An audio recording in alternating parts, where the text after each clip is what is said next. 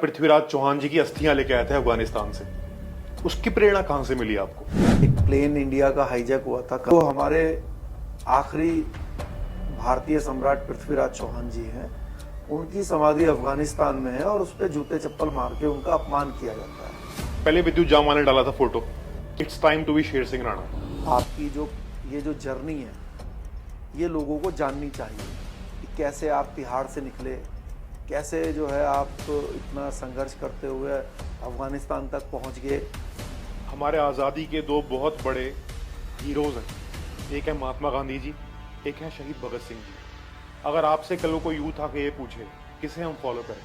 दोनों का ही जीवन इस देश के लिए बहुत इम्पोर्टेंट रहा है। महात्मा गांधी जी का कम से कम भी 50% अकेले का एक योगदान फूलन देवी का हत्याकांड में और अफगानिस्तान से अस्थियां लाना, क्या आप दोनों काम अभी दोबारा अगर आपको मौका मिले और आप वापस जा सकते हो वक्त में, तो क्या आप दोनों काम करेंगे?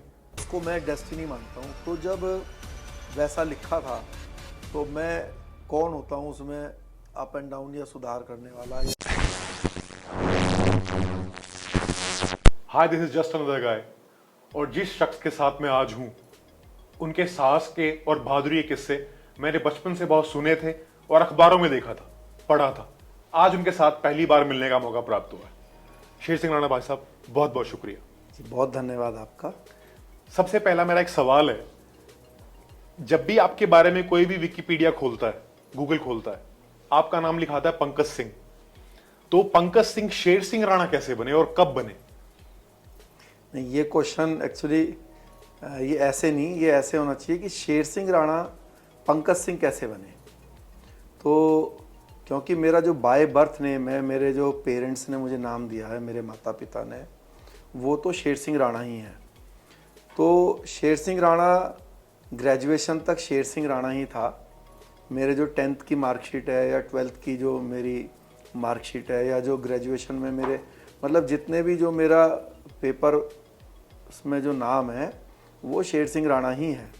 बट जब सन 2001 में मेरा फूलन देवी की हत्या में नाम आया, तो तब पुलिस ने जो है, क्योंकि पुलिस को शुरू में ये जानकारी मिली कि कोई पंकज सिंह है जिसने फूलन को हत्या की है, तो पंकज सिंह जब पुलिस को नहीं मिला तो शेर सिंह को पकड़ लिया और फिर शेर सिंह को ही पंकज बना दिया। तो उससे पहले जो है किसी ने भी लाइफ में ना तो मेरे को पंकज के नाम से कोई जानता था या मेरा कोई नाम नहीं था किसी आइडेंटिटी में। तो मेरी जो आइडेंटिटी थी वो शेर सिंह राणा ही थी, बट उसको पुलिस ने जो है पंकज सिंह करा। तो मतलब ये बहुत झूठ है कि आपका नाम पंकज सिंह था, आपका नाम एक्चुअली शेर सिंह राणा ही था। हाँ, मेरा असली नाम जो है बाय बर्थ वो शेर सिंह राणा ही है, स्कूल में, कॉलेज में या जितने भी मेरे जो डॉक्यूमेंट्स हैं। लेकिन क्या हुआ कि पुलिस ने उसको फिर पंकज किया। फिर जब उनको पता चला कि नहीं, शेर सिंह राणा ही असली नाम है, तो फिर उन्होंने शेर सिंह राणा एलियस पंकज सिंह कर दिया। और फिर जब मैं तिहाड़ जेल से फरार हुआ था सन 2004 में, तो जब मैं 2006 में वापस आया तो तब मेरा एक और एलियस नाम कर दिया उन्होंने, संजय गुप्ता। तो मेरा नाम पुलिस के जो कागज़ हैं उसमें उनके हिसाब से शेर सिंह राणा तो उनको पता नहीं था, लेकिन फिर उन्होंने शेर सिंह राणा एलियस पंकज सिंह एलियस संजय गुप्ता। क्योंकि पुलिस में का जो वर्किंग स्टाइल है वो ये है कि अगर आपने कहीं पर कोई नाम यूज़ किया है या उनको कोई गलतफहमी से उन्होंने कोई आपका पहचान के लिए नाम दिया है, तो वो उसको एलियस में ऐड कर देते हैं। तो मेरा पासपोर्ट क्योंकि अफ़गानिस्तान जाने के लिए संजय गुप्ता के नाम से बना था, तो फिर जब मैं 2006 में वापस आया वहाँ से, तो फिर संजय गुप्ता भी उन्होंने उसमें ऐड कर दिया एलियस में। और भाई साहब, आपने तिहाड़ जेल तोड़ के आप कब भागे थे? सन कब फरार हुए थे? 2004 में, 2004 में। हाँ, तो मेरा ये सवाल है, जब मैं बड़ा हो रहा था ना, मैंने पढ़ा कि यार आप तिहाड़ जेल तोड़ के भागे, फरार हुए, उसमें आपकी मदद किसने की? और ये मुश्किल काम नहीं होता तिहाड़ की? मेरे को लगता है कि सबसे ज्यादा सिक्योरिटी होती है वहां पे, है ना? बहुत सिक्योरिटी वाला एरिया वो। तो ऐसे कैसे तोड़ के भागे, वो भी उस वक्त 2004 में? जी, देखिए, तिहाड़ की जो सिक्योरिटी है वो तो वर्ल्ड वाइड फेमस है। तिहाड़ जो है वो पूरे एशिया की सबसे सिक्योर और बड़ी जेल मानी जाती है एशिया के अंदर। और वहाँ से जो निकलने वाली जो बात है, देखिए मैं ऐसा मानता हूँ कि ऐसा मेरे भाग्य में लिखा था, मेरी डेस्टिनी में था वो, क्योंकि मेरी तो इतनी हैसियत नहीं है कि मैं वहाँ से निकल पाता। आज भी जब मैं दिल्ली में घूमता हूँ, कभी अचानक उधर तिहाड़ जेल के आगे से जाना होता है, तो उसकी दीवारों को देख के मैं आज भी अपने मन में तुरंत मेरे क्वेश्चन आता है कि तू यहाँ से कैसे निकल गया। तो मुझे खुद नहीं आज तक पता चला कि मैं वहाँ से कैसे निकल गया, लेकिन ईश्वर ने वो रास्ता बनाना था और वो मेरे भाग्य में था। तो मैं तो यही कहूँगा कि वो दरवाज़ा जो है जेल का खुद ही खुल गया और मैं वहाँ से निकला। और कई लोगों को ये नहीं पता, मीडिया ने आपको इनिशियली दिखाया था कि फूलन देवी हत्याकांड में आपका नाम आया, लेकिन आधे युवाओं को ये नहीं पता कि आप पृथ्वीराज चौहान जी की अस्थियां लेके आए थे अफगानिस्तान से। उसकी प्रेरणा कहां से मिली आपको? मतलब अचानक से आपने क्या सोचा कि मुझे पृथ्वीराज चौहान जी की अस्थियां, एक तो पहले आपको पता कैसे चला कि उनकी अस्थियां वहां पर है, फिर आप वहां कैसे गए और वापस कैसे आए उन्हें लेके?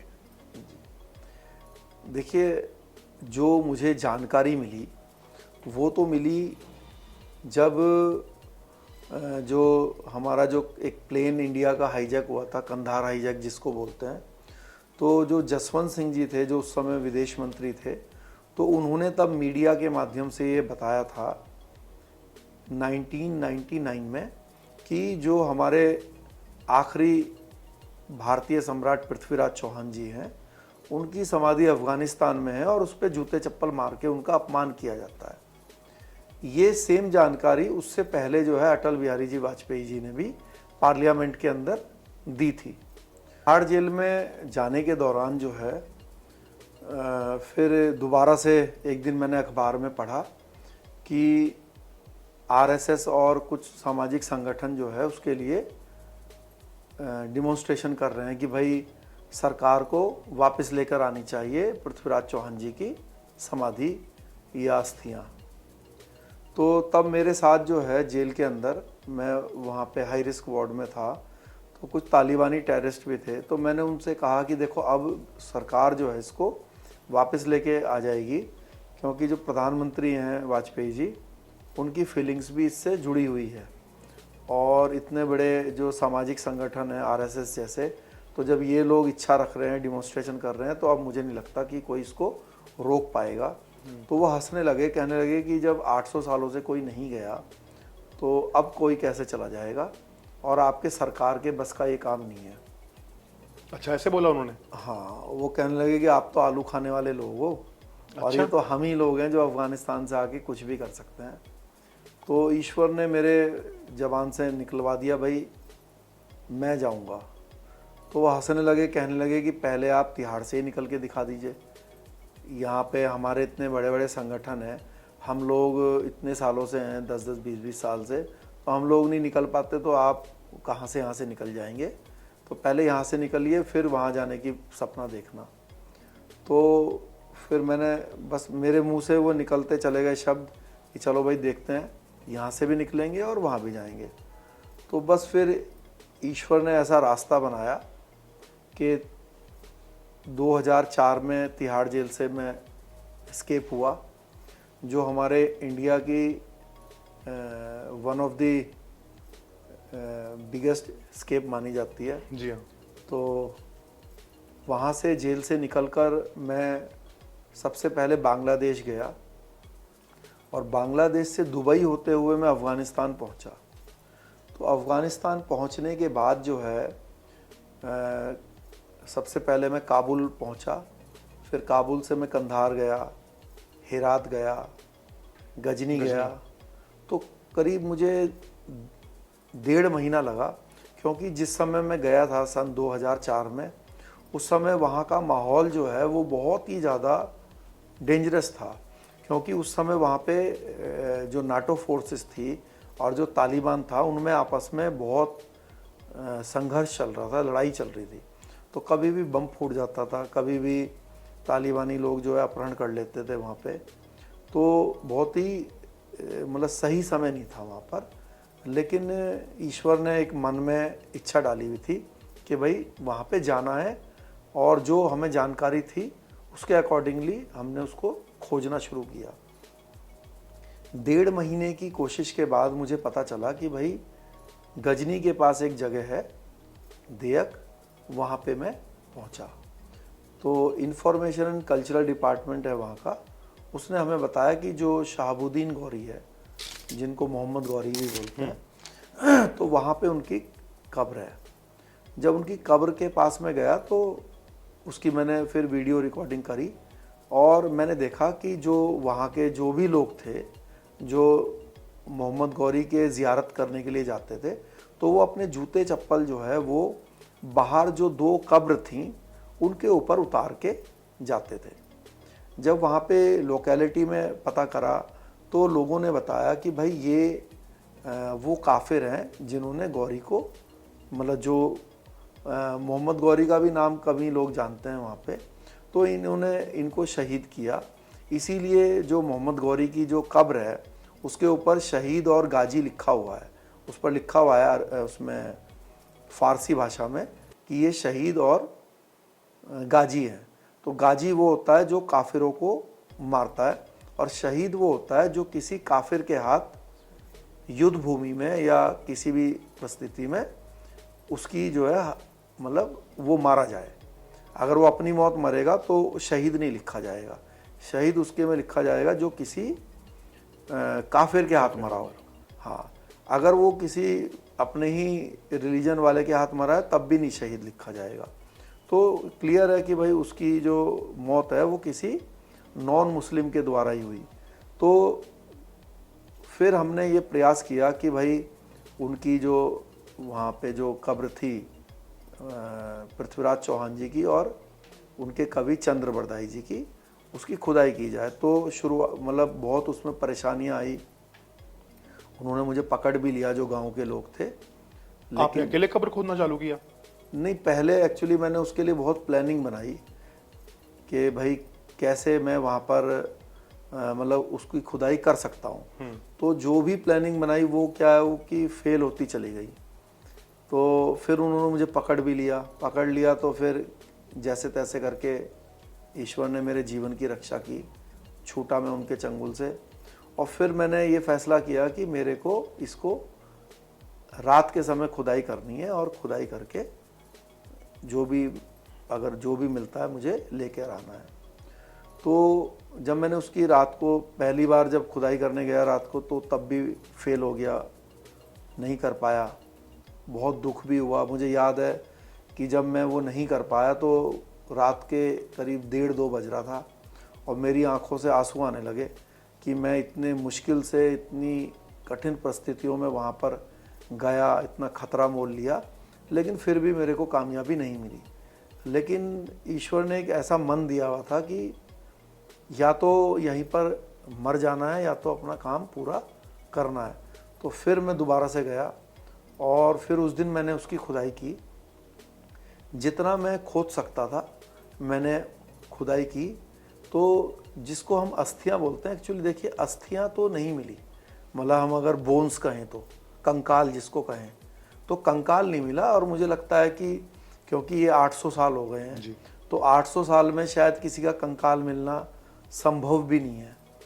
तो मतलब कंकाल तो मुझे नहीं मिला। तो जितना मैं खोज सकता था, जब कंकाल नहीं मिला, तो जो उनकी मिट्टी थी, उनके कब्र की जो मिट्टी थी, तो मैं उनकी मिट्टी प्लस उनके कब्र के सामने एक पत्थर लगा हुआ था, जो कि कब्र के आगे अगर आप किसी भी कब्र में देखेंगे तो उसके सामने सपोर्ट में पत्थर या वो चीज़ लगी रहती है, फट्टा या पत्थर। तो वो चीज़ प्लस निशानी के लिए जो है वहाँ पे जो दूसरी चीज़ें थी उनको लेकर मैं वापस आया। तो वापस आने के बाद जो वो मिट्टी थी उसका कुछ अंश मैंने गंगा जी में प्रवाहित किया कलकत्ता में, और बचा हुआ जो सामान और मिट्टी थी वो मैंने जो क्षत्रिय महासभा है उसको सुपुर्द किया। तो उन्होंने वो सारा सामान और वो मिट्टी एक चबूतरे के रूप में उसमें रख के एक स्मारक का निर्माण किया, जिला मैनपुरी उत्तर प्रदेश में।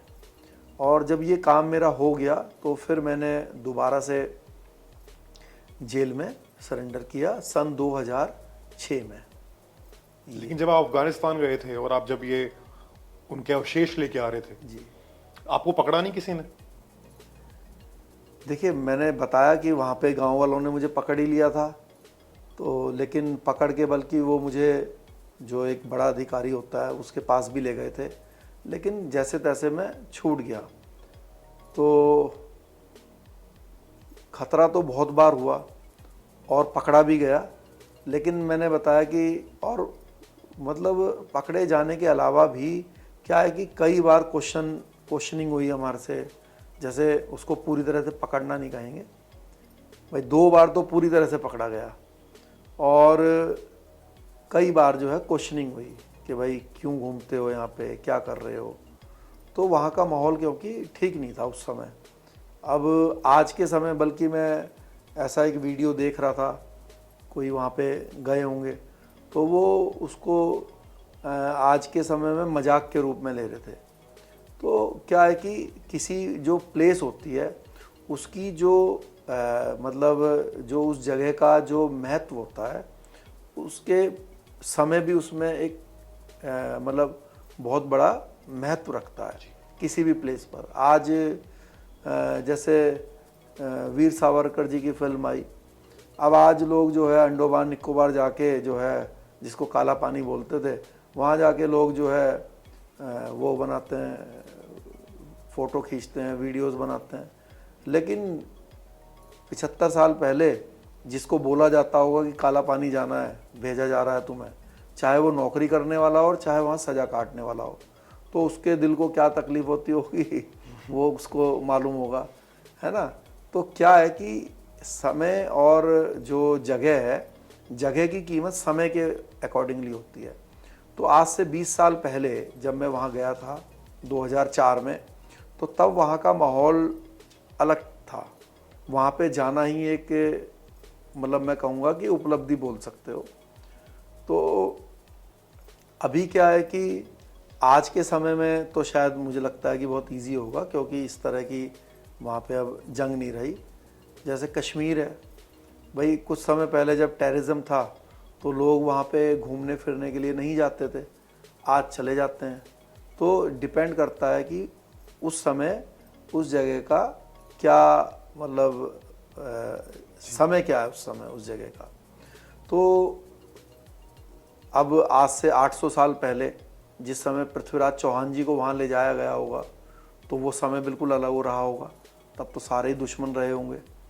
तो हम ये कहने लगे हैं कि भाई देखो, जहाँ पे पृथ्वीराज चौहान जी को बंदी बनाया गया, हम तो यहाँ आ गए, लेकिन वो परिस्थितियाँ और वो समय अलग था, उससे हम आज का कंपेयर नहीं कर सकते कंपैरिजन। तो मेरा ऐसा मानना है कि वहाँ पे अच्छा, दूसरी बात यह है कि जैसे मैं एक दिन, मुझे याद है मैं गुजरात में था, तो मुझसे क्वेश्चन किया कि भाई ये जो पृथ्वीराज चौहान जी की जो मिट्टी है, ये क्या वो है कि भाई ये उन्हीं की है, या फिर क्या गारंटी है कि भाई मोहम्मद गौरी की वो कब्र है। क्योंकि कुछ जो अगर आप गूगल पर भी सर्च करेंगे तो ऐसा भी बताया जाता है कि उनकी जो समाधि है, कब्र है इस शहाबुद्दीन गौरी की, वो जो है वो पाकिस्तान में है। तो ये भी कहानी चलती है कि भाई झेलम के पास उनको जो खोकर थे उन्होंने हत्या कर दी। तो इतिहास देखिए क्या होता है, हर देश का अलग अलग होता है, क्योंकि इतिहास के अंदर जिस व्यक्ति को आप महान पुरुष मानते हैं, तो बिल्कुल सेम उसी व्यक्ति को दूसरी जगह पर बहुत ही गंदी निगाह से देखा जाता है।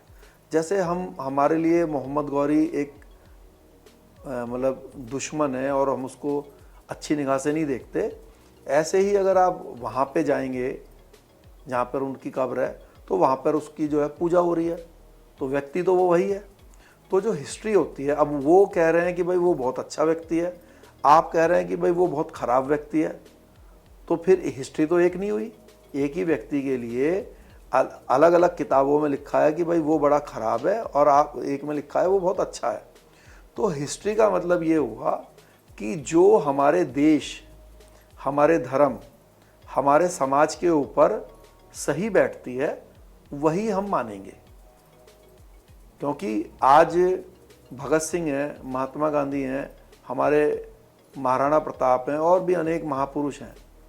आप आज मान लीजिए हिस्ट्री में जाओगे तो भगत सिंह जी को आतंकवादी घोषित किया हुआ था अंग्रेजों ने, तो हम तो नहीं मानेंगे ना, हम अपनी बुक में तो नहीं लिखेंगे। लेकिन आप उनके समय की अगर अंग्रेजों की बुक देखोगे तो वो उसमें टेररिस्ट माने जाएंगे। तो क्या हम उनको टेररिस्ट मान लें कि भाई उस किताब में लिखा हुआ है? तो हम कैसे चलेंगे? हम हिस्ट्री को अपनी निगाह से देखेंगे।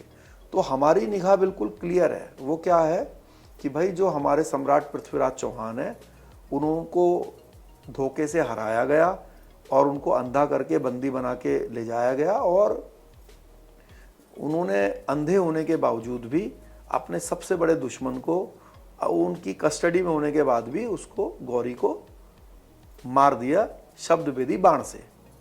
तो हम इस हिस्ट्री को मानेंगे। जो दूसरे लोग हैं वो उसको दूसरे निगाह से देखेंगे और दूसरी तरीके से मानेंगे। तो लेकिन हम उनकी बात क्यों माने? हम अपनी बात मानेंगे। तो हम इस चीज़ को मानते हैं, और जब हम इस चीज़ को मानते हैं तो हम ये मानते हैं कि भाई जहाँ पे मोहम्मद गौरी की कब्र है वहीं पर ही पृथ्वीराज चौहान जी और चंद्रबरदाई जी की भी कब्र है। और इसमें कई लोग जो अपने आप को, कई लोग मैंने देखा, खासकर इंडिया में बड़ा दुर्भाग्य है कि ऐसे लोग बहुत ज़्यादा हैं जो अपने ही महापुरुषों का अपमान करने के लिए भी नहीं चूकते। वो ज़बरदस्ती हिस्ट्री में कमियां निकालने लगते हैं। मतलब कि कई ऐसे महापुरुष हैं, कई क्या, एक्चुअली मैंने जैसे बताया कि आप हर महापुरुष के जीवन में कमियां निकाल सकते हैं, क्योंकि दूसरे की निगाह में, अभी चंगेज़ खान है, अब हम चंगेज़ खान को वर्ल्ड बोलता है भाई बड़ा क्रूएल किंग था, बड़ा निर्दयी था।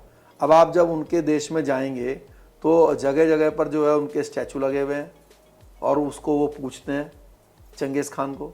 तो ऐसे ही हम अपनी हिस्ट्री मानते हुए हमारी निगाह में वो जगह थी। और इसमें दूसरी बात ये भी आती है कि अगर वो नहीं भी थी और अगर कोई उसको वैसे विचार करके उनका अपमान करता था तो वो भी तो हमारे देश की, हमारे धर्म की, हमारे समाज की इंसल्ट थी। भाई आज जो है, मान लीजिए आपकी किसी से दुश्मनी है और आपने अपने घर में उसके पिताजी की एक तस्वीर रखी हुई है और उसको ज़मीन पे नीचे रख दिया और लोग उसके ऊपर पैर रख के जाते हैं। तो आप मुझे बताइए कि जिसके वो पिताजी हैं, अगर वो आपके पास आएगा तो वो क्या आपको ये कहेगा कि हाँ कोई बात नहीं, करता रहे भाई, मेरे पिताजी तो घर पे बैठे हुए हैं और उनकी तस्वीर के ऊपर ही तो रख रहे हो पैर। तो आप मुझे ये बताओ कि ये उसको अपमान मानेगा कि नहीं मानेगा? मानेगा, बिल्कुल मानेगा ना। तो ऐसे ही अगर कोई हमारे महान पूर्वज को विचार करके उनको वहाँ पे समाधि है और उसके ऊपर उसके जूते चप्पल अपने रखते हैं उनके ऊपर, तो चाहे वो है या नहीं है तो भी तो हमारे पूर्वज का अपमान हुआ। दूसरी बात है कि जब हम वहाँ पे गए तो हमें तो यही पता था कि भाई वहाँ पर है, तो हमारी फीलिंग्स तो पवित्र है। भाई वहाँ पर जाके आपको क्या चीज़ मिली या नहीं मिली, लेकिन हमारी फीलिंग्स तो एकदम क्लियर है कि हम जेल से एस्केप होकर इतना रिस्क लेके, अपने जीवन को रिस्क लेके वहाँ पे पहुँचे और 800 साल से जहाँ पर कोई नहीं गया था इससे पहले, वहाँ पर ईश्वर ने मुझे मौका दिया कि मैं वहाँ पर पहुँच सका। मुझे नहीं लगता कि मुझसे पहले किसी ने भी शहाबुद्दीन की और की जो कब्र का वीडियो है वो किसी ने दुनिया को दिखाया हो, या जो पृथ्वीराज चौहान जी और जो चंद्रबरदाई की जो कब्र उनके पैरों पर बनाई गई थी उसको किसी ने दिखाया हो। और आपने शायद YouTube पे डाला था ना? हाँ बिल्कुल, मैंने उसको YouTube पे डाला था। तो कहने का मतलब ये है कि हमारी जो मन था, हमारी जो बुद्धि थी वो पवित्र थी। वो क्या थी कि भाई हमारे पूर्वज का अपमान होता है, किसी भी तरीके से हमें वहाँ जाना है और उनकी खुदाई करके उसको वापस लाना है। तो मिशन ये था, इस मिशन में ईश्वर ने सफलता दी। वहाँ गए, जैसे भी करा, खुदाई भी करी, लेकर भी आए। अब कुछ लोग बोलते हैं कि भाई वो थी, वो नहीं थी, लेकिन शेर सिंह राणा ने तो अपना काम पूरा किया ना। जी बिल्कुल। और आपने ये काम किया, आप तिहाड़ जेल में थे। मैं कल ही पढ़ रहा था कि जेल में आपको डायरी लिखते थे जिसका नाम जेल डायरी था। जी। और आपको फिर उन्होंने संपर्क कैसे किया कि इस पे मूवी कैसे बनी? क्योंकि मेरे सब दोस्त भी पूछते हैं और मेरे भी मन में 2 साल से सवाल है। पहले विद्युत जामवाल ने डाला था फोटो कि it's time to be Sher Singh Rana, लेकिन अभी तक रिलीज नहीं हुई। तो कई लोग पूछते रहते हैं कि भाई मूवी कब रिलीज होगी। पहली बात तो ये मूवी बनने का प्लान कैसे हुआ, और इस मूवी के बारे में आप कुछ बताएंगे कि कब रिलीज होगी और कौन आपका रोल प्ले करेगा? देखिए, जब मैं जेल में था तो उसी ड्यूरेशन में जो है हमारे देश के महान खिलाड़ी हैं लिएंडर पेस। तो लिएंडर पेस जो है वो मुझसे एक दिन मिलने के लिए आए और उनसे मेरी मुलाकात हुई। तो उन्होंने मुझे इंस्पायर्ड किया कि आपकी ये जो जर्नी है ये लोगों को जाननी चाहिए कि कैसे आप तिहाड़ से निकले, कैसे जो है आप इतना संघर्ष करते हुए अफ़गानिस्तान तक पहुंच गए उस दौरान जब वहाँ पे इतना खतरा था, और फिर जो आप ये वहाँ पे जो मिट्टी लेकर आए अफ़गानिस्तान से पृथ्वीराज चौहान जी की, चंद्रवरदाई जी की, तो लोग इसको पढ़ेंगे तो उनको अच्छी एक नॉलेज भी मिलेगी और प्रेरणा भी मिलेगी कि कोई व्यक्ति अपने देश या अपने पूर्वज से कितना प्रेम कर सकता है कि जेल तोड़ के भी इतने खतरनाक देश में जा रहा है। तो उन्होंने मुझे इंस्पायर्ड किया। तो मैंने उनको बल्कि कहा कि आप कह रहे हैं कि इसको लिखिए आप, उन्होंने कहा इसको आप लिखो, इसके नोट्स लिखो। तो मैंने कहा कि मैं लिख तो दूंगा बट इसको पब्लिश कौन करेगा? तो उन्होंने कहा उसकी चिंता मत करो। तो फिर मैंने लिखना शुरू किया और उन्हीं की हेल्प मैं कहूँगा, उन्होंने मेरी हेल्प करी उसमें, और फिर उन्होंने जो है उसको पब्लिश करवाया। हार्पर कॉलिंस और इंडिया टुडे ने इस बुक को पब्लिश किया। उसका नाम है तिहाड़ से काबुल कंधार तक, जेल डायरी है, तिहाड़ से काबुल कंधार तक। तो उसको पब्लिश हुआ और वो फिर बेस्ट सेलर भी बनी वो जो बुक है। और उस बुक के ऊपर ही जो है, क्योंकि उस बुक में मेरा एक तरीके से वो बायोग्राफी है, तो उस बुक पर जो है वो फिल्म बनाने के लिए मतलब कुछ लोगों ने मुझसे संपर्क किया, तो फिर मैंने उनको परमिशन दी, तो वो अब उसको फिल्म के रूप में लेकर आएंगे जल्दी ही। और आपका रोल, आपका किरदार कौन अदा करेगा, इस बारे में अभी तक कोई सहमति हुई है? देखिए, क्या है कि इसमें कई चेंजेस आए हैं समय समय पे।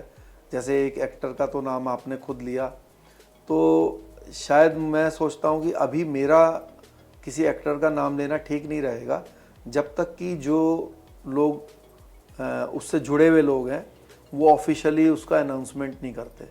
तो ये चीज़ हमें उन्हीं के ऊपर छोड़ देनी चाहिए। तो लेकिन मुझे विश्वास है कि बहुत जल्दी ही आपको गुड न्यूज़ सुनने को मिलेगी। और आपको, अगर आज आप इतिहास को देखते हैं, क्योंकि आपने भी देखा आजकल की युवा पीढ़ी इतना इतिहास नहीं पढ़ती है, उनको इतने इतिहास का ज्ञान नहीं है, तो ऐसी कौन सी और राजा हैं हमारे, या ऐसी कौन सा और इतिहास की घटनाएं हैं जिन पे आपको ऐसा लगता है कि यार इस पे तो फिल्म बननी चाहिए, इससे लोगों को प्रेरणा मिलेगी? देखिए, इतिहास में तो एक से एक महान योद्धा, महान पुरुष हुए हैं, और प्रेरणा की अगर हम बात करें तो बल्कि बॉलीवुड से अच्छे कंटेंट जो है वो साउथ इंडियन फिल्म्स देती हैं।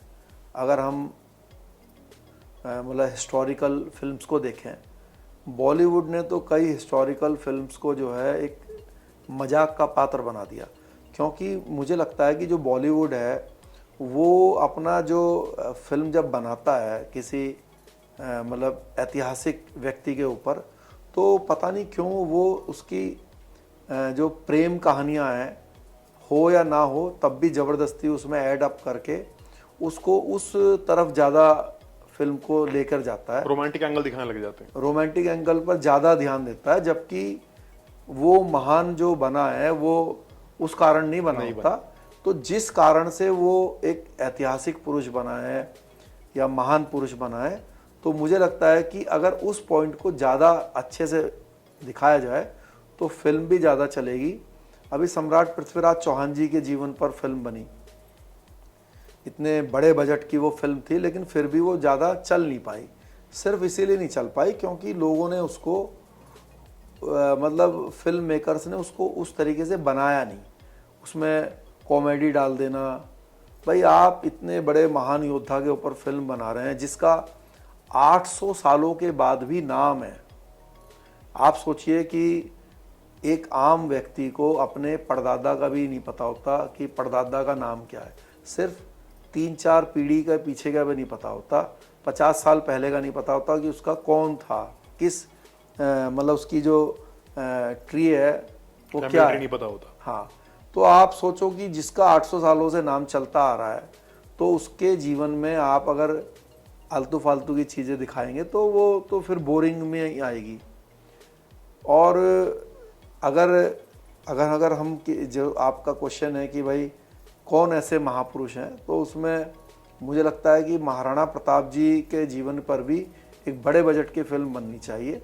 बट जो उनकी जो जिस वजह से वो महान है, अगर वो एंगल उसमें अच्छे से दिखाएंगे तो फिल्म बहुत बढ़िया चलेगी। और तो ही फायदा है। हाँ, और देखिए हर जाति में, हर धर्म में महान पुरुष हुए हैं। मैं तो बल्कि आपको बताऊं, जब मैं एस्केप था और मैं जब अफ़गानिस्तान से वापस आया तो मैं फिर म्यांमार गया, बहादुर शाह जफ़र जी के कब्र पे गया। मेरी इच्छा थी कि उनकी कब्र के भी मैं जो मिट्टी है या जो कंकाल है उसको वापस भारत लेकर आऊं, क्योंकि उन्होंने लिखा हुआ भी है कि भाई 2 गज ज़मीन नहीं मिली। तो भाई वो हमारे आखिरी फ्रीडम फाइटर है, आखिरी मुगल राजा। हाँ, मुगल राजा की निगाह से आप देखो, बट वो हमारे आखिरी फ्रीडम फाइटर भी हैं। वो हमारे शुरुआती फ्रीडम फाइटर भी हैं। 1857 की हाँ, लड़ाई। 1857 की जो क्रांति थी उसके वो अगवा थे, और उसके अगवा होने के कारण ही उनको ये सज़ा मिली कि भाई उनको जो है म्यांमार की जेल में डाल दिया गया। तो आफ्टर ऑल उन्होंने तो कुर्बानी तो दी है वो। तो इसमें धर्म से ऊपर उठकर हमारा फ़र्ज है कि जिसने भी हमारे इस धरती के लिए कोई भी कुर्बानी दी है तो हम उसको रिस्पेक्ट करें। तो मेरा मन था कि उनको लाऊं, लेकिन जब मैंने देखा कि वो बहुत इज्जत के साथ, बहुत अच्छे से, सम्मानजनक तरीके से वहाँ पर रखी हुई है, तो फिर मैंने सोचा कि अगर मैं इसकी खुदाई करूँगा तो उल्टा ये डैमेज हो जाएगी और इसकी इंसल्ट होएगी ये, तो फिर मैंने उसको नहीं छेड़ा, है ना। आगे भविष्य में जैसे अगर मान लीजिए मेरे पास ताकत आती है, सत्ता में आते हैं, तो ऐसा मैंने सुना है कि भाई जो सुभाष चंद्र बोस जी हैं जापान के अंदर, उनके लिए भी, उनकी भी अस्थियां रख के मंदिर बनाया गया है। तो मतलब गवर्नमेंट को भी प्रयास करना चाहिए अगर ये सच है तो, कि भाई उसको लेकर आना चाहिए जी। और अगर आप इस तरह भी आपने इतिहास की बात की कि बहुत कम लोगों को दुनिया हजारों साल बाद भी याद रखती है जी। हमारे आज़ादी के 2 बहुत बड़े हीरोज हैं, एक है महात्मा गांधी जी, एक है शहीद भगत सिंह जी। अगर आपसे कल को यूथ आके ये पूछे कि हम किस पे हमारी लाइफ को मॉडल करें, किसे हम फॉलो करें, तो आप उसको क्या नसीहत दोगे? देखिए, दोनों का जो जीवन है वो अलग अलग दिशा पे चलने वाली लाइफ उनकी रही है, और दोनों का ही जीवन इस देश के लिए बहुत इम्पोर्टेंट रहा है। लेकिन अगर मैं देश के फ्रीडम में या व्यक्तित्व में अगर मैं बात करूं, तो देखिए जो महात्मा गांधी हैं उनका बहुत बड़ा व्यक्तित्व रहा है, क्योंकि अभी आज के लोग जिन्होंने महात्मा गांधी को महसूस नहीं किया है, फील नहीं किया है, वो लोग महात्मा गांधी की मजाक, खासकर जो नए युवा हैं, वो मजाक बनाते हैं भाई कि चरखे से आज़ादी मिल गई क्या। तो मैं आपको ये बता दूं कि मतलब जो महात्मा गांधी हैं उन जितना मतलब फ्रीडम मूवमेंट में महात्मा गांधी जी का कम से कम भी 50% अकेले का एक योगदान है, जबकि दूसरे 50% में आप सभी लोगों को ले सकते हो। कैसे है और क्यों है ये मैं आपको बता देता हूँ। देखिए, जैसे कि एक्चुअली आपको उस समय के जो हालात है, मैंने आपसे कहा था शुरू बात करते हुए क्या होता है कि किसी जगह की जो इम्पोर्टेंस है वो समय अनुसार होती है।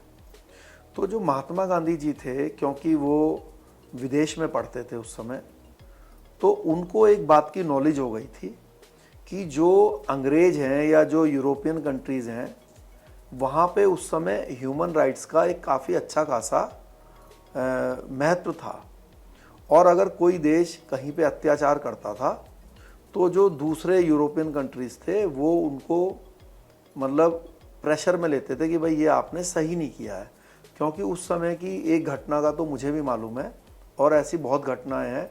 एक घटना ये हुई थी कि शायद स्पेन का या कोई यूरोपियन कंट्री का राजा था, तो क्योंकि वहाँ पे सभी देशों में करीब करीब इस तरह का सिस्टम आ गया था, जैसे इंग्लैंड में अभी भी है, राजा भी है और लोकतंत्र भी है, मतलब प्राइम मिनिस्टर मोनार्की भी है और डेमोक्रेसी भी है। हाँ, दोनों एक साथ चल रही थी।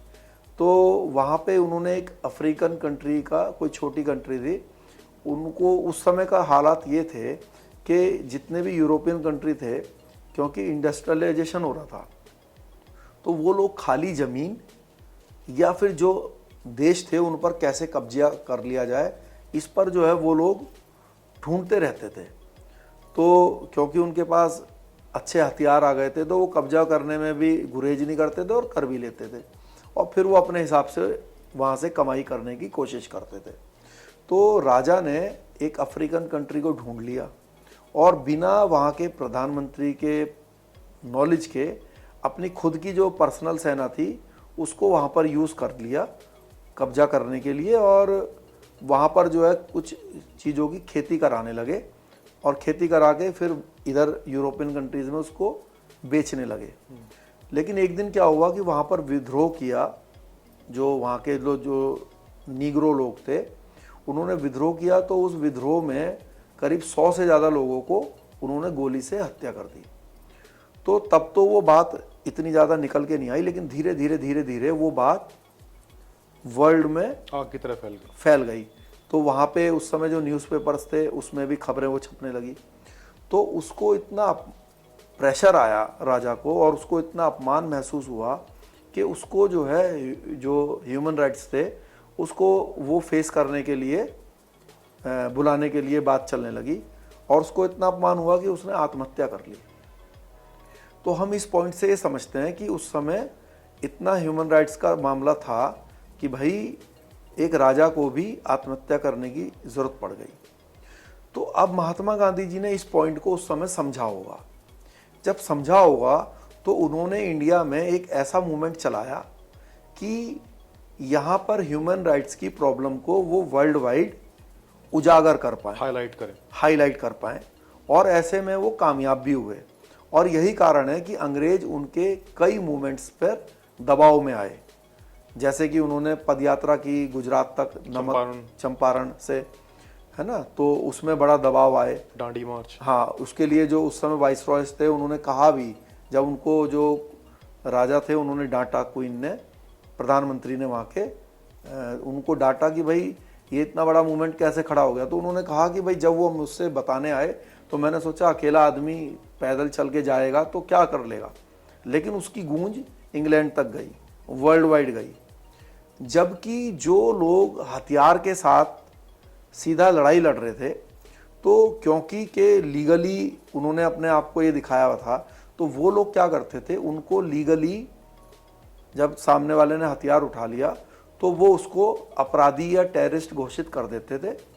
और जब उनको वो कानूनी रूप से, चाहे कानून का पूरा तरीके से वो मिसयूज़ करते थे या दूसरे को मौका नहीं देते थे, बट उनको वो हत्या कर देते थे, चाहे वो फांसी दे के करें या गोली से मार के करें।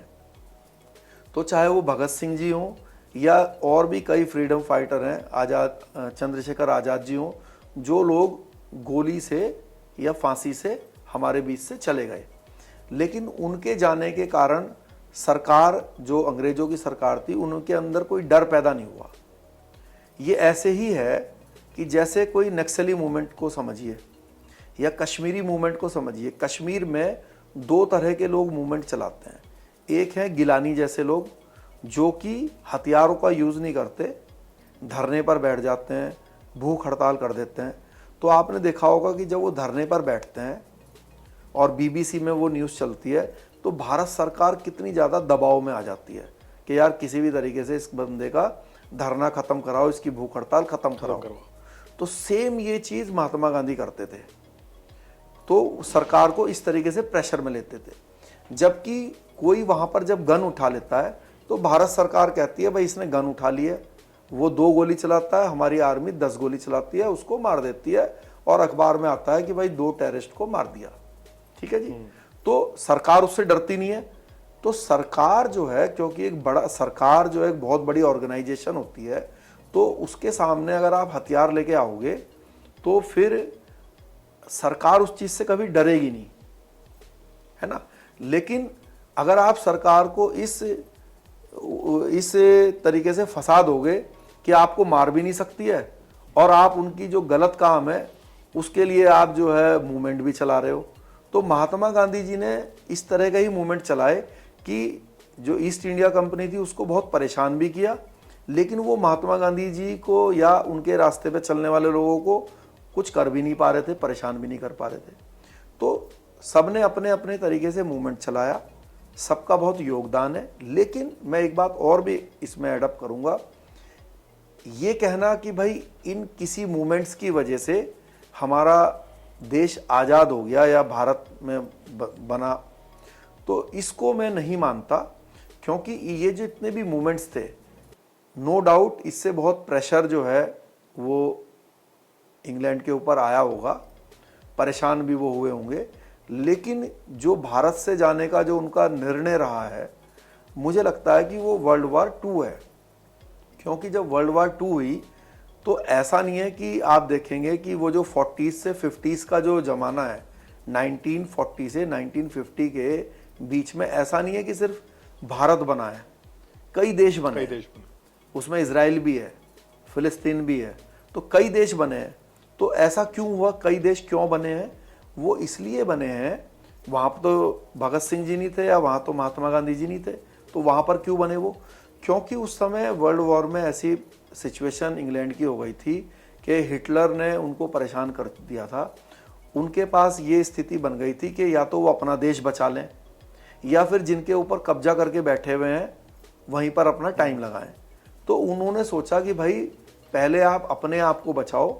तो उन्होंने फिर इंडिया से कहा भी कि भाई आप हमारी इसमें सहायता कर दो सैनिकों के द्वारा, तो हम फिर आपको छोड़ के चले जाएंगे। तो इंग्लैंड एक्चुअली इतना कमज़ोर हो चुका था कि वो संभाल ही नहीं पा रहा था जो दूसरे हिस्सों पे जो कब्जा करके बैठा था। तो ये तो जो उस समय की जो परिस्थितियाँ थी, मुझे लगता है कि वो मतलब वो है। लेकिन अगर महात्मा गांधी जी ने या भगत सिंह जैसे जो हमारे महान स्वतंत्रता सेनानी है, उनका अगर डर नहीं होता, अगर उनका इसमें रोल ना मतलब उतना भी रोल ना होता, तो हो सकता है वो ये सोचते कि भाई कैसी भी परिस्थितियां बैठे रहो यहाँ पर, है ना। तो उनका महत्व है, बट ये भी एक पॉइंट है कि इस कारण से आज़ादी हुई है। दूसरी बात है कि महात्मा गांधी जी जैसा मैंने मतलब सत्य बोलने वाला व्यक्ति मुझे नहीं लगता कि मतलब मेरी निगाह में अब तक शायद दुनिया में आज तक एज ए ह्यूमन कोई हुआ हो। मैं भगवान या देवताओं की बात नहीं कर रहा, एज ए मतलब ह्यूमन। क्योंकि जब मैंने महात्मा गांधी जी की अगर आप बायोग्राफी पढ़ेंगे, देखिए महात्मा गांधी जी को कोई कितनी भी गाली दे ले, अब महात्मा गांधी जी ने लिखा हुआ है कि भाई उनकी किताब में लिखा हुआ है कि जब उनके माताजी का या पिताजी का देहांत हुआ तो वो उस समय अपने वाइफ के साथ मतलब संभोग क्रिया में थे। तो अब ये बात तो महात्मा गांधी जी और उनके धर्मपत्नी के अलावा कोई जानता नहीं था दुनिया में। तो जब मैंने ऐसा पढ़ा तो मुझे पहले बड़ा खराब लगा।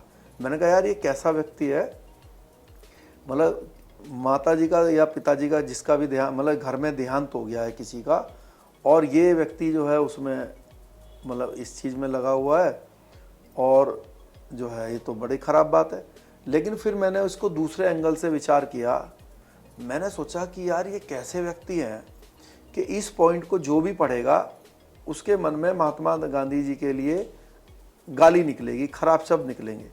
लेकिन मैंने अपने आप से प्रश्न किया कि क्या दुनिया में ऐसा कोई इंसान हो सकता है कि वो अपनी ऑटोबायोग्राफी में वो बात भी लिख दे जिससे उसका लोग अपमान करें। आपने कितनी ऑटोबायोग्राफी पढ़ी होंगी, बायोग्राफी पढ़ेंगे तो लोग अपनी जो बात है, अगर उनके जीवन में कोई कमी पेशी भी रही है तो उसको भी वो ठीक कर देते हैं उस किताब में।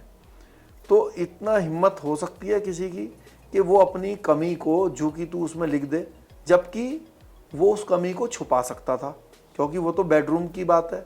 बेडरूम की बात तो उन्हीं को पता थी भाई, सार्वजनिक बात तो थी नहीं कि भाई किसी की आपने हत्या करी है या कोई ऐसा काम किया है जो दुनिया को पता है। लोग जो दुनिया को पता होती है उसमें भी थोड़ा सा अप एंड डाउन करते हैं कि यार इसको मैं अपने इस नेगेटिविटी को भी मैं पॉजिटिविटी में बदलूं। लेकिन महात्मा गांधी जी वो सर्वश्रेष्ठ व्यक्ति हैं जिन्होंने अपनी किसी नेगेटिव एक्टिविटी को भी जू का तू अपनी किताब में लिख दिया कि लोग जो सोचते हैं सोचें। तो आप बताइए कि इतनी सत्यवादिता, मतलब मुझे नहीं लगता कि मैंने नहीं देखी, किसी और व्यक्तित्व में मैंने अभी तक देखी नहीं है। तो इसलिए मैं महात्मा गांधी जी को भी बहुत एक आइडियल पुरुष मानता हूँ सत्यता की बात में, और जो उनकी बुद्धि और मूवमेंट था उसको भी मैं बहुत बड़ा योगदान मानता हूँ। क्योंकि आप ये सिर्फ तभी समझ सकते हो जब आपको पूरे वर्ल्ड की उस समय के हालातों की जानकारी हो। जैसे लोग हमारी मजाक बना देते हैं कि भाई अफगानिस्तान गया था, अब आज लोग हो सकता है कि कुछ समय के बाद, 20 साल के बाद, 50 साल बाद वहाँ जाएं, लोग वहाँ बैठ के चॉकलेट खाएं या वो करें। लेकिन आपको किसी के उपलब्धि को, किसी के कार्य को उस समय के जो हालात थे उसके हिसाब से समझने का आप में बुद्धि भी होनी चाहिए। तो महात्मा गांधी जी ने उस पूरे वर्ल्ड की जो उस समय मतलब जो हालात थे उसको समझा, क्योंकि पढ़े लिखे थे, और समझ के फिर इंडिया में मूवमेंट चलाया, जो कि मेरी नज़र में उनका बहुत बड़ा योगदान है। और आपकी पार्टी को शेर सिंह राणा जी 10 साल से ऊपर हो गए जी। और आप एक राजपूत लीडर हो, तो ये बात तो मुझे हर हाल में आपसे जाननी ही है जी। एक तो आप राजपूतों का फ्यूचर क्या देखते हो, क्या भविष्य है, और दूसरा आपने सोचा क्या है कि अगर भविष्य ऐसा है तो मेरा क्या योगदान होगा कि ये भविष्य ऐसा ना ऐसा हो। अभी आपको क्या लगता है कि राजपूतों की क्या स्थिति है और आगे आप कहां ले जाना चाहते हो? देखिए, एक तो हमारा जो राजनीतिक दल है, पॉलिटिकल जो ऑर्गेनाइजेशन है, उसका नाम है राष्ट्रवादी जनलोक पार्टी, आरजेपी, और ये 5 साल पहले हमने रजिस्टर्ड कराई है चुनाव आयोग में, और 5 साल से हम पॉलिटिकल मूवमेंट चला रहे हैं।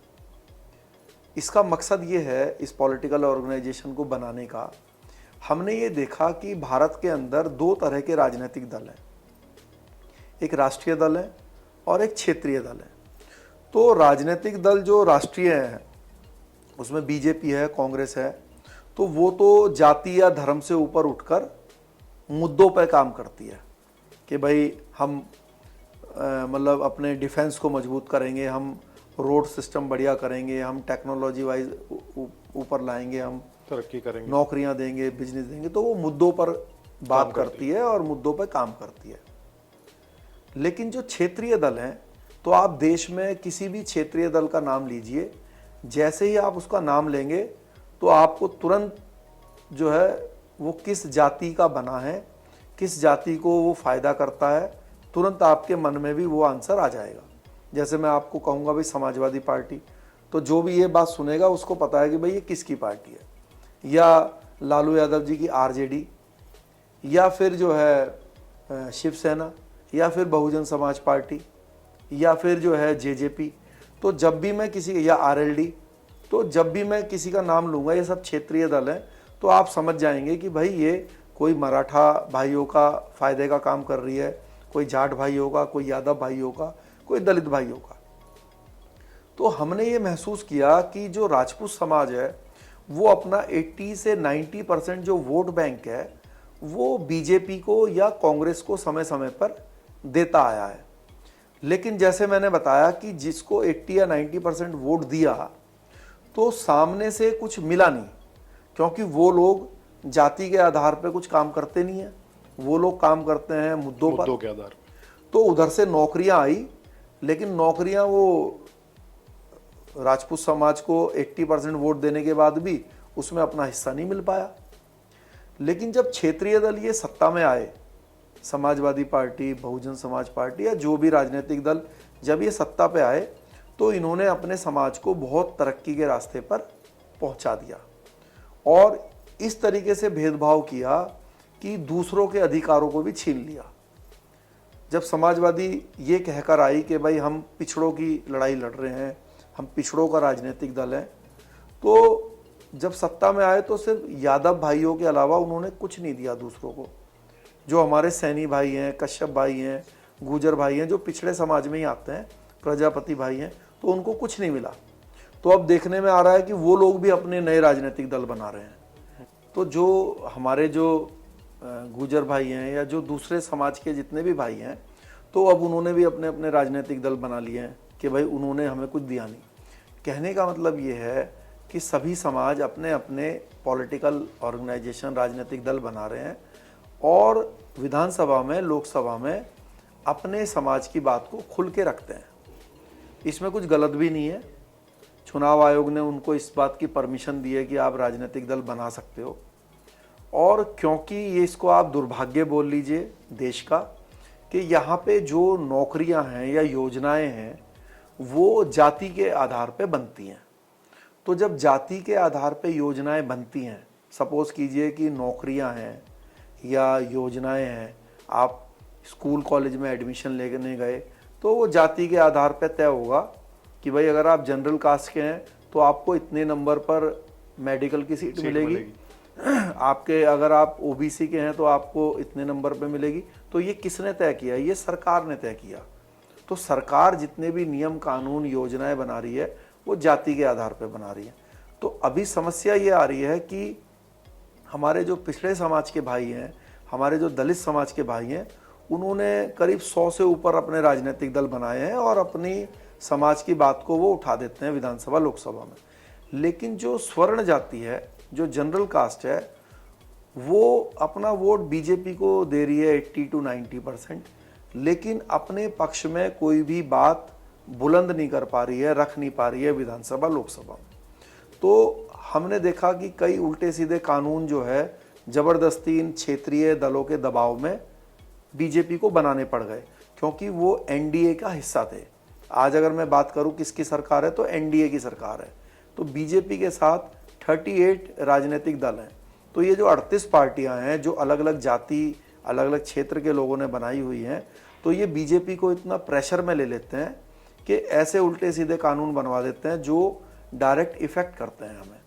तो हमारे मन में ये आया कि हम भी एक राजनीतिक दल बनाएं और हम इस रास्ते पर चलें कि ना किसी का अधिकार छीने और ना किसी को अपना अधिकार छीनने दें।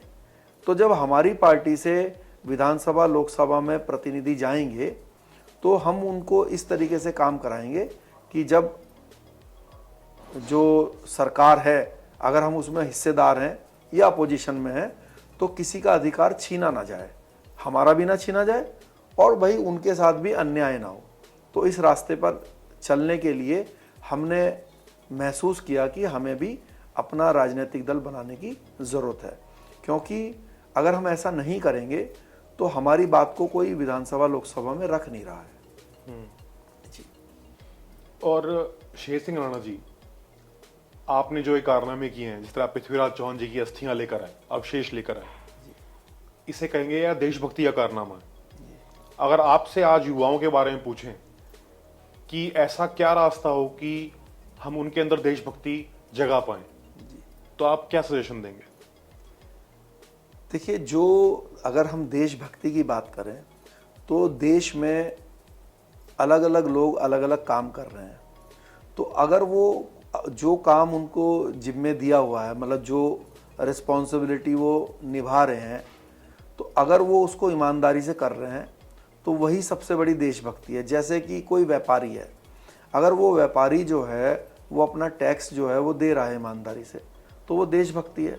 अगर कोई स्वीपर है, अगर वो ये सोच के कर रहा है सफाई, सड़क की सफाई, कि भाई ये मेरा काम है और मैं इसको अच्छे से करूँगा, तो जब वो ये भावना से काम करेगा तो सफाई अच्छे से करेगा। तो ये सबसे बड़ी देशभक्ति है कि उसने सड़क को अच्छे से साफ किया। और जब उसमें अंदर वो भावना नहीं होगी, देश के लिए प्रेम नहीं होगा, तो वो फॉर्मेलिटी करेगा, सोचेगा काम ना करना पड़े। तो जिसको भी जो जिम्मेदारी, जो काम मिला हुआ है सरकार की तरफ से या अपने निजी जीवन में वो काम कर रहा है, तो अगर वो अपने काम को ईमानदारी से कर रहा है तो वही सबसे बड़ी देशभक्ति है। और हर व्यक्ति को अपने जीवन में अपना काम ईमानदारी से करना चाहिए। अगर वो चाहे गरीब से गरीब व्यक्ति है, अमीर से अमीर व्यक्ति है, साधारण काम करने वाला है या कोई विशेष काम करने वाला है, जो भी व्यक्ति ईमानदारी से काम करता है वो सब देशभक्त हैं। अगर आपसे मैं एक सवाल पूछूं, बड़ा ही हाइपोथेटिकल सवाल, अगर आप वक्त पे वापस जा सकते हैं, you can go back in time,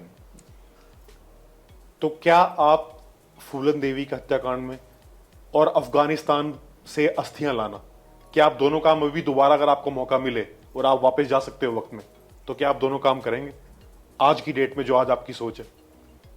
देखिए, मैं एक्चुअली जीवन को ऐसे कैलकुलेट करता हूँ कि 70% डेस्टिनी या किस्मत और 30% जो है वो आपके कर्म। तो जो हमने जीवन में हमारे लाइफ में जो पीछे हुआ है वो हम उसको डेस्टिनी मानते हैं। तो वो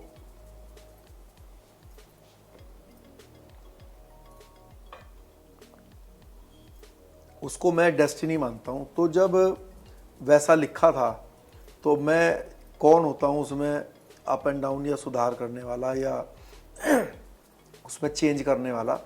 हाँ, लेकिन अगर मैं, जैसे कि दो आपने ये बातें बताई, नो डाउट कि जो सम्राट पृथ्वीराज चौहान जी की मिट्टी या अवशेष या उस जगह पर जाने का जो मेरे को सौभाग्य मिला, लाने का सौभाग्य मिला, उसके लिए मैं तो प्रभु का बहुत धन्यवाद करता हूँ कि उन्होंने मुझे उतनी शक्ति दी, उतना मेरे साथ दिया उस समय, कि मैं उस समय के दौरान वहाँ पे जा पाया और वहाँ से जिंदा वापस आ पाया। जब फूलन देवी के हम उसको केस को देखते हैं तो देखिए, अभी क्योंकि ये जो केस है ये हमारे जो ऑनरेबल हाई कोर्ट है उसमें पेंडिंग है, तो जज को मैं इस निगाह से देखता हूँ कि जब वो अपनी कुर्सी पर बैठे हैं तो वो भगवान का दूसरा रूप है, क्योंकि वो वहाँ से जो भी आदेश कर रहे हैं तो वो भगवान की तरह ही कर रहे हैं। तो अब क्योंकि हमारा केस उनके पास विचाराधीन है, तो उसमें मैं अपनी कोई राय व्यक्त करूं तो ये उनके काम में दखल अंदाजी है। तो वो तय करेंगे कि भाई हमने किया कि नहीं किया। हमने कोर्ट में उनकी जो फूलन की जो सगी बहन थी, जो दूसरे विटनेसेस थे, उन्होंने सबने यही बताया कि भाई शेर सिंह का कोई लेना देना इस केस में नहीं है।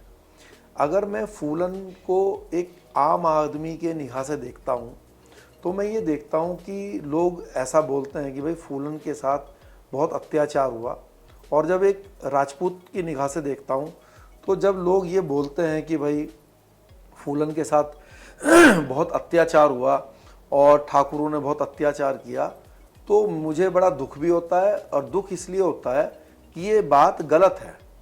एक फिल्म मेकर जो है उसने ऐसा दिखा दिया तो लोगों ने उसको सच मान लिया, लेकिन प्रैक्टिकली ये गलत है। क्यों गलत है? देखिए, हम क्या बोलते हैं कि फूलन की छोटे उम्र में शादी हो गई, फूलन के छोटे उम्र में उसके पति ने फिर रेप कर दिया, वो उसकी ज़मीन पर जो है कब्जा कर लिया, जिसके कारण जो है वो डाकू बनने के लिए मजबूर हो गई। तो ये सारे कारण हम उसके प्रॉब्लम्स को दर्शाते हैं, लेकिन और इसके लिए जिम्मेदार ठाकुरों को बोल देते हैं।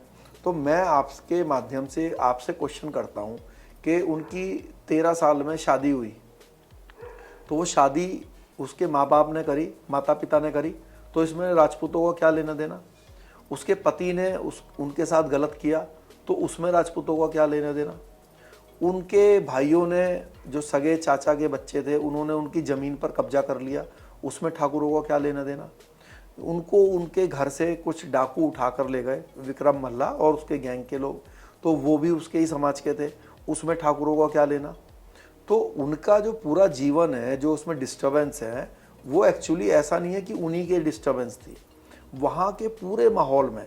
जिसको फूलन देवी ने हत्या करी है 20 लोगों को, उसमें एक तो सभी लोग मरने वाले ठाकुर नहीं थे, उसमें मरने वाले दलित भी हैं। मैं आपको नाम भी बता देता हूँ, उनका नाम है राम अवतार कठेरिया, धानक समाज से थे वो। एक तुलसी राम मौर्य हैं पिछड़ी जाति से, एक जो है मुस्लिम थे नज़ीर खान, और 17 ठाकुर थे।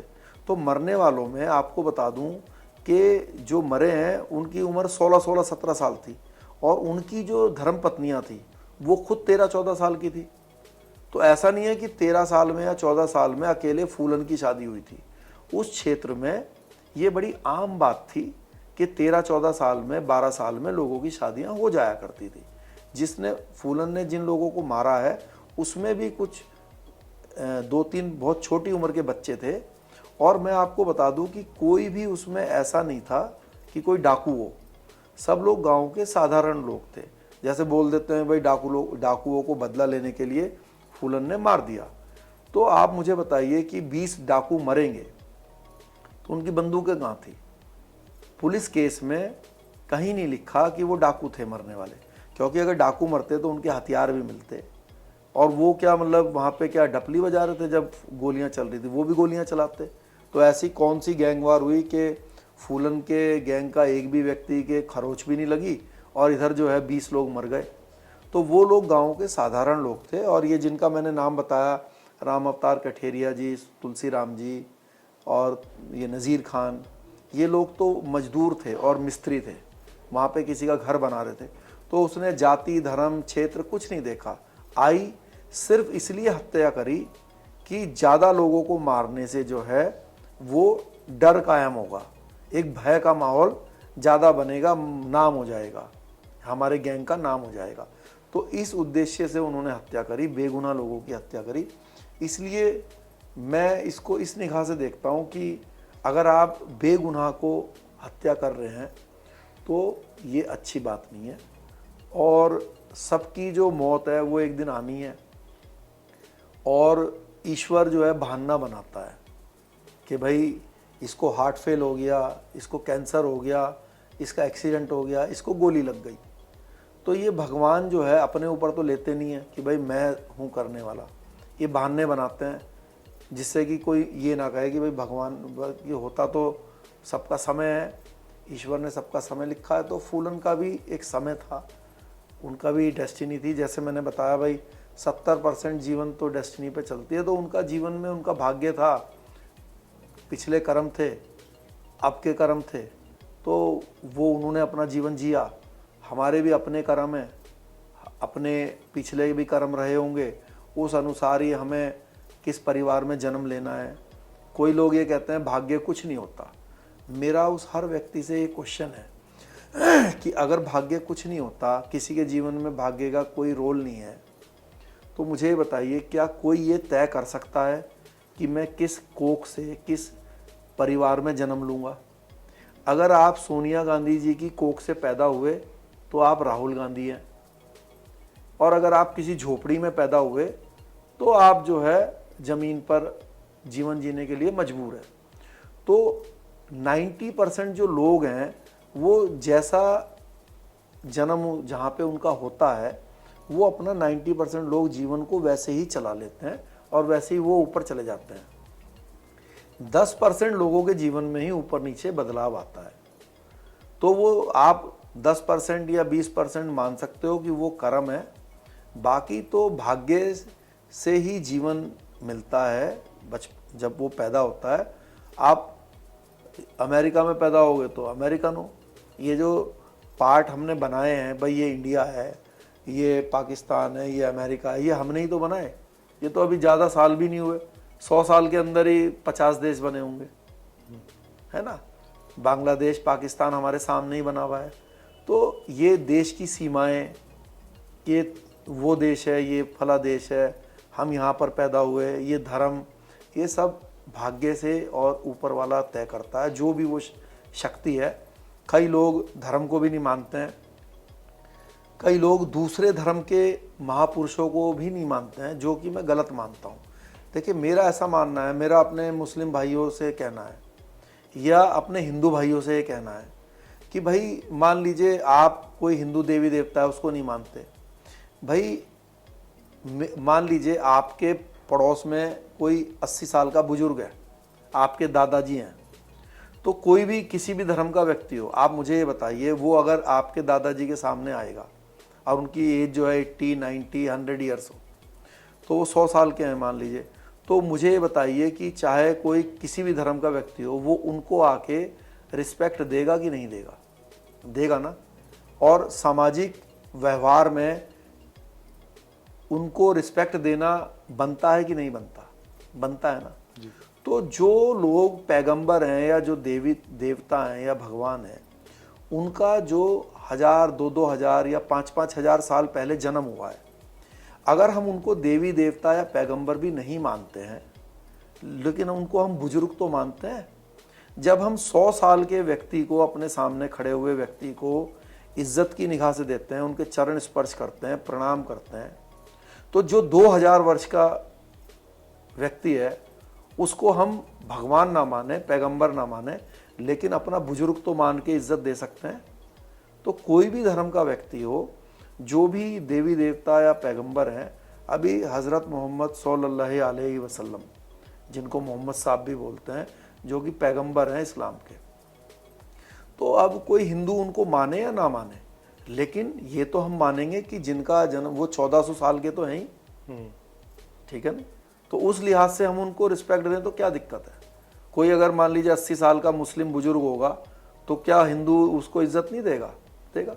ऐसे ही प्रभु श्री कृष्ण जी हैं या प्रभु श्री राम हैं, जिनका हजारों वर्ष पहले जन्म हुआ, तो हर मुस्लिम को उनको ये सोच के इज्जत देनी चाहिए कि वो कभी ना कभी धरती पे थे और वो बुजुर्ग हैं। हम भगवान की तरह नहीं या पैगंबर की तरह नहीं, एक बुजुर्ग की तरह तो रिस्पेक्ट दें। तो मेरा ऐसा मानना है कि सबको इज्जत मिलनी चाहिए, चाहे वो ईसा मसीह जी हैं, अब 2000 साल पहले उनका जन्म हुआ, तो हम 100 साल के व्यक्ति को तो नमस्ते कर रहे हैं, पैर छू रहे हैं, किसी भी धर्म को देख का व्यक्ति हो चाहे वो, और जो 2000 साल का है उसको जो है उल्टी सीधी बात उनके लिए कर रहे हैं। और आपको मैं बता दूं कि जिसको ईश्वर ने सम्मान दिया है ना, आप उसकी कितनी भी बुराई कर लो, कोई फर्क नहीं पड़ता।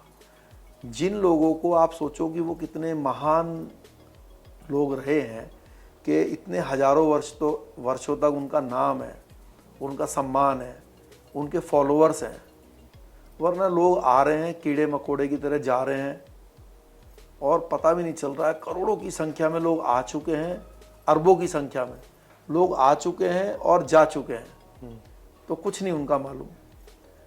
तो और उसमें हमारे भी परिवार के लोग गए हैं, है ना। हम अपने परिवार को, अपने उसको पता नहीं क्या मानते होंगे। हमारे भी परदादे और उनसे पहले के लोग आए हैं और गए हैं, कोई उनका जिक्र नहीं है। तो जिसका है जिक्र, उसको सम्मान देना चाहिए। और मेरा ना आपसे आखिरी सवाल, वैसे तो मैं आपसे कितनी ही देर तक बातें कर सकता हूँ, क्योंकि आपको बहुत ज़्यादा ज्ञान है और आपके इस तरह के एक्सपीरियंसेस हैं कि सुनने में बड़ा अच्छा लग रहा है, लेकिन ये कहीं रह ना जाए, इसलिए जिस तरह सुखदेव सिंह गुगामेडी जी का अभी हत्या हुई, अब आप करणी सेना, ये सोचना, मतलब कई लोगों को लग रहा है कि करणी सेना कमज़ोर पड़ चुकी है। मुझसे कई दोस्त कहते भी हैं कि यार आजकल चर्चा में नहीं रहती, जब से सुखदेव सिंह जी गए हैं तब से उसका तो दबदबा नहीं है। तो करणी सेना क्या फ्यूचर है? देखिए, जो भी सामाजिक संगठन है, तो मेरा ऐसा मानना है कि सामाजिक संगठन किसी भी जो मुद्दे होते हैं समाज के, उनको उठाते हैं, लेकिन वो उठाते किसके पास हैं? सरकार के पास। तो जब वो सरकार के पास उठाते हैं तो सरकार की मर्जी होती है कि वो जो उसका सॉल्यूशन करें या ना करें। तो जब कभी उनका मन होता है सरकार का, वो कर देती है, जब नहीं होता नहीं होता। तो सरकार कौन है? सरकार कभी समाजवादी पार्टी है, सरकार कभी बहुजन समाज पार्टी है, कभी सरकार एनडीए है जिसमें 38 पार्टियां प्लस बीजेपी है। तो ये जो सामाजिक संगठन है राजपूत समाज के, इनकी जो कंडीशन है वो एक तरीके से याचना की है मांगने की स्थिति है, मतलब मांगने वाले हैं ये। जबकि जिन्होंने राजनीतिक दल बना के सत्ता पे बैठे हैं वो देने वाले हैं। तो मेरा ऐसा मानना है कि हमारे समाज को सामाजिक संगठनों में अपनी एनर्जी को बहुत ज़्यादा नहीं लगाना चाहिए। राजनीतिक दल में अगर वो अपना योगदान दें, अपने समाज के राजनीतिक दल में, तो खुद वो सत्ता में आए और जिसके लिए वो सड़कों पे आए दिन बैठते हैं, जो उनकी डिमांड होती है, वो उस राजनीतिक दल के माध्यम से बिना किसी संघर्ष के, बिना किसी समस्या के उसको सॉल्व कर लें। तो करणी सेना या फिर जितने भी हमारे सामाजिक संगठन हैं, उनका समाज में रोल रहा है और आगे भी रहेगा। तो इसीलिए मेरा ये मानना है कि सामाजिक संगठनों को आरएसएस की तरह काम करते हुए अपने विचारधारा के राजनीतिक दल को सत्ता में लाना चाहिए, जैसे आरएसएस बीजेपी को लेकर आती है। और सामाजिक संगठनों की तो ज़रूरत पड़ती है, लेकिन वो उनकी मजबूरी ये होती है कि वो सामाजिक मूवमेंट जो है बस वही चला सकती है। और आज समाज को नौकरियों की ज़रूरत है, अपने पक्ष में योजनाओं की ज़रूरत है। तो हम योजनाओं का लाभ या जो अपना नौकरियों की प्राप्ति सरकार में हिस्सेदार बन के ही ले सकते हैं। और सुखदेव जी का जो देहांत है वो बड़ी दुखद घटना है समाज के लिए, नो डाउट, क्योंकि वो समाज की प्रॉब्लम्स को हमेशा अच्छे मूवमेंट चला के उठाते थे। और अभी भी कई सामाजिक संगठन हैं हमारे, अपने मकराना जी हैं करणी सेना के ही, क्योंकि करणी सेना के कई पार्ट्स बन गए हैं। राज शेखावत जी हैं, और आपके जो है वीरू भाई हैं अपने यूपी से, एक जो है जीवन सिंह शेरपुर जी हैं। तो ऐसे बहुत सारे हमारे समाज के भाई हैं। अम्मू जी हैं, सूरजपाल अम्मू जी, जिन्होंने करणी सेना के नाम से जो है अपना संगठन बनाया हुआ है और बहुत अच्छे से वो चला रहे हैं, समाज के मुद्दों को उठा रहे हैं। और क्षत्रिय महासभा अनेक नाम से संगठन चल रहे हैं। तो हमारी तो उनको बेस्ट विशेज़ है, लेकिन प्रार्थना भी है कि राजनीतिक रूप से वो सहयोग हमारा करें, सत्ता में लाएं हमें। जिस चीज़ के लिए वो सड़क पे बैठते हैं, कभी उनको सड़क पे बैठने की ज़रूरत नहीं पड़ेगी, बस वो पर्ची भेजेंगे तो उनका काम हो जाएगा। जी। वैसे तो मैं आपसे आखिरी सवाल कह के पूछ चुका हूँ, लेकिन मुझे ये जरूर पूछना, बिकॉज मैंने देखा है आप बहुत पढ़ते हो, आपके विचारों से ही मैं समझ रहा हूँ। तो अगर कोई आपसे ये पूछे, युवाओं को ऐसी कोई 3 किताबें जो हर एक को पढ़नी चाहिए, हर यूथ को पढ़नी चाहिए कि यार ये 3 किताबें हैं, ये तो हमें पढ़नी ही चाहिए। देखो 3 किताब तो मैं नहीं बोलूँगा कि कौन सी 3 पढ़नी चाहिए, बट मेरा ये कहना है कि किताबें पढ़नी चाहिए, क्योंकि अभी आजकल व्हाट्सअप ज्ञान जो है वो लोगों पे बहुत भारी पड़ रहा है, उससे बड़ी प्रॉब्लम्स आ रही हैं, क्योंकि लोगों को जानकारी नहीं होती, नॉलेज नहीं होती, और फिर वो बहुत सारी झूठी बातों को भी सच मान लेते हैं। और अगर बुक्स में चॉइस लें हम कि किस तरह की बुक्स अच्छी रहती हैं, तो मेरे ख्याल में जो बायोग्राफीज़ हैं, ऑटोबायोग्राफीज़ हैं, वो उससे हमें काफ़ी चीज़ सीखने को मिल जाती हैं। देखिए क्या है कि किसी भी व्यक्ति का जो एक जीवन है वो नॉर्मली 70-80 साल का है, तो जीवन के अंदर अनेक रंग हैं। तो आप क्या है कि सभी रंगों को जी नहीं सकते। जो व्यक्ति जितने रंगों को जीता है वो उतना ही ज़्यादा महान है, उतना ही ज़्यादा मतलब एक्सपीरियंस जिसको बोलते हैं, वो उतना ही ज़्यादा मतलब काम का व्यक्ति है। जैसे कई लोग तुलना करते हैं मोदी जी की या राहुल गांधी जी की, तो मैं हमेशा ये बोलता हूँ कि भाई जो मोदी जी हैं वो सतरंगी हैं। सतरंगी इन द सेंस जो जीवन के 7 रंग हैं वो उन्होंने देखे हैं। उन्होंने जो है 5 स्टार होटल के अंदर चाय पी है, तो उन्होंने रेलवे स्टेशन पर भी चाय पी है, उन्होंने झोपड़ी के बैठ के अंदर भी रोटी खाई है, उन्होंने चीफ मिनिस्टर के रूम पे भी बैठ के जो है खाना खाया है, उन्होंने जो है हर तरह के जीवन को जिया है, देखा है। तो क्या है कि लेकिन हर व्यक्ति उतने तरह के जीवन नहीं देख सकता।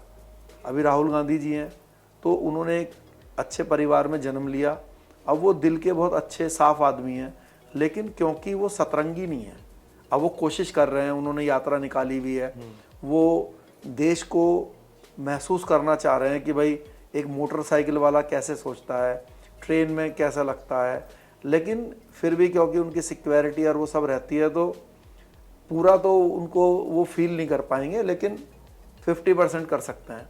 लेकिन जो सतरंगी है, जिसने वो पूरा जीवन खुद ही जिया है, तो ऐसे लोगों के जीवन से अगर हम ऐसे लोगों को जीवन को पढ़ते हैं तो हमें खुद जीने की ज़रूरत नहीं पड़ती और हम वो गलतियां करने से बच जाते हैं जो हमें नहीं करनी चाहिए, या हमें उनसे वो रास्ते मिल जाते हैं। जैसे कि मैं आपको अपने बताता हूँ, जैसे हमने राजनीतिक दल बनाया तो हमने गलती ये की कि हम लोगों ने हरियाणा में, बिहार में, उत्तर प्रदेश में, हर राज्य में हमने मतलब काम करना शुरू किया। तो अब क्या है कि जब हमारे कई साल खराब हो गए इससे, तो मैंने शिवाजी और छत्रपति शिवाजी और महाराणा प्रताप को नोटिस किया, विशेषकर छत्रपति शिवाजी को। जब शिवाजी का युद्ध जो है, शिवाजी महाराज का युद्ध जब औरंगजेब से हुआ तो भाई औरंगजेब बहुत बड़ी शक्ति थी। जैसे आज बीजेपी पूरे इंडिया में है, तो ऐसे ही मुगल साम्राज्य पूरे भारत में था, बहुत ताकतवर था। और शिवाजी जो है वो हमारे जैसे छोटे राजनीतिक दल थे। तो अगर वो उससे डायरेक्ट लड़ते तो डायरेक्ट फाइट में तो वो हमेशा भाई हार जाते, जीत ना पाते। तो उन्होंने छापामार युद्ध किया कि भाई अगर हम 1000 लोग हैं, 1000 लोग या 500 लोग हैं, जाके एकदम अटैक किया और अपना एक किला जीत लिया। तो हमने क्या सोचा कि हमें भी छत्रपति शिवाजी के रास्ते पर चलना चाहिए कि अगर हम हरियाणा को देखते हैं तो पूरे हरियाणा में काम ना करके, जैसे हरियाणा में 90 विधानसभाएं, तो हमने सोचा कि ये जो 90 विधानसभाएं, ये 90 किले हैं, तो हम छापामार युद्ध करें कि इन 90 में से पहले 10 के ऊपर टारगेट करके 10 किले जीतें। तो क्या है कि ये हमने उनके काम से महसूस किया, सीखा, और अब जब हम इस तरीके से काम कर रहे हैं तो इस बार रिजल्ट हमारे पक्ष में आएगा, क्योंकि हमने 10 के ऊपर या 20 के ऊपर या 30 के ऊपर टारगेट किया। वहां से हम 5-10 सीट, 15 सीट निकाल लेंगे और सरकार में हिस्सेदारी बना लेंगे। लेकिन अगर हम सोचें भाई पूरे हरियाणा में या पूरे देश में एक ही बारी में बीजेपी से सामने आके लड़ेंगे, तो बीजेपी के पास हथियार ज़्यादा हैं। हथियार क्या होते हैं? पैसे ज़्यादा हैं, झंडे ज़्यादा हैं, डंडे ज़्यादा हैं, हर चीज़ ज़्यादा है। तो हमारे पास हथियार कम है। तो समझदार व्यक्ति वो होता है जो एसेट्स उसके पास हैं, उसी एसेट्स में जो व्यक्ति सफलता प्राप्त करते हैं, वही महान लोग हैं, वही महान रास्ता है। वो लोग मूर्ख होते हैं जो ये इंतजार करते हैं कि भाई जब मेरे पास 9 मन तेल होगा तब राधा को नचाऊंगा। हाँ, तो ना 9 मन तेल होगा ना राधा नाचेगी। समझदार वो है कि जितना तेल है तो राधा की जगह किसी और को नचा लो, अपना काम कर लो। शेर सिंह राणा जी, अपना कीमती वक्त देने के लिए, और जैसा मैंने शुरू में कहा था ना कि मैंने आपके बारे में हमेशा पढ़ा और सुना था, पहली बार मिलने का मौका मिला। बहुत बहुत शुक्रिया, बहुत बहुत थैंक यू। बहुत धन्यवाद आपका भी, आपके दर्शकों का भी बहुत धन्यवाद, और मैं आपके लिए भी बहुत विश करता हूँ कि आपको ईश्वर बहुत सफलता दे और आपके दर्शकों को भी बहुत ईश्वर कामयाबी दे। बहुत धन्यवाद।